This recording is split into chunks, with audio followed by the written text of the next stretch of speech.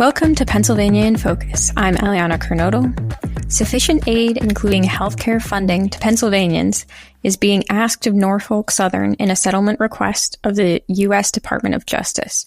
Joining me to tell us more is the Center Square's Pennsylvania editor, Kristen Smith. Kristen, tell us about this settlement request. So Pennsylvania's district attorney is asking for more health support in the settlement request. For background, a story we've been following as well as the national media for over a year now. Back in February of 2023, a train derailed in East Palestine, Ohio, which is just a couple miles from the Pennsylvania border. It was on its way to Conway, Pennsylvania.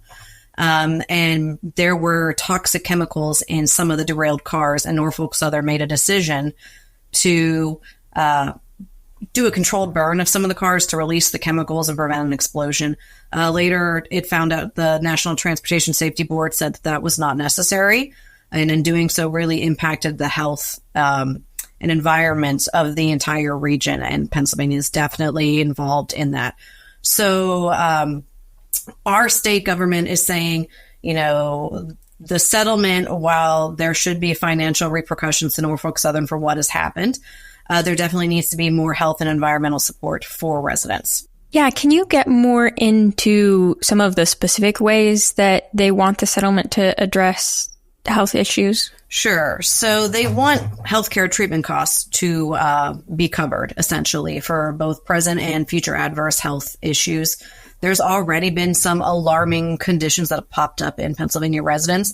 Now, correlation doesn't equal causation, but there's been some unusual cancer diagnoses and developments of respiratory conditions.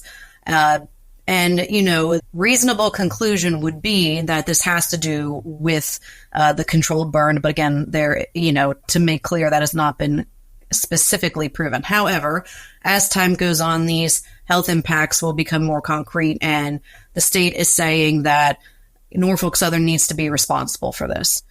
Also, they want to expand the range of applicability for the health and environmental monitoring provisions, which means that what's currently proposed in the settlement is not sufficient enough. It doesn't include enough people who are definitely impacted by this.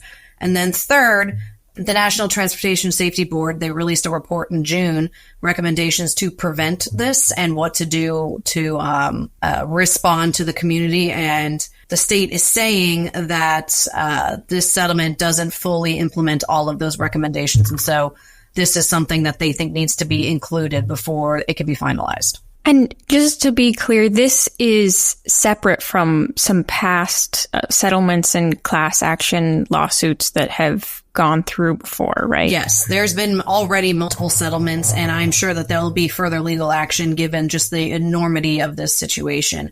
A separate class action settlement Norfolk Southern agreed to, it was for $600 million. It was a couple months ago, I think, back in April. And it will cover claims within a 20-mile radius of East Palestine. So that's Ohio and Pennsylvania. Shapiro, our governor, also negotiated a $7.4 million settlement within weeks of the crash. And that was to specifically help the two counties that were impacted by this, which is Lawrence and Beaver County. They're along the west, they're on the western border with Ohio.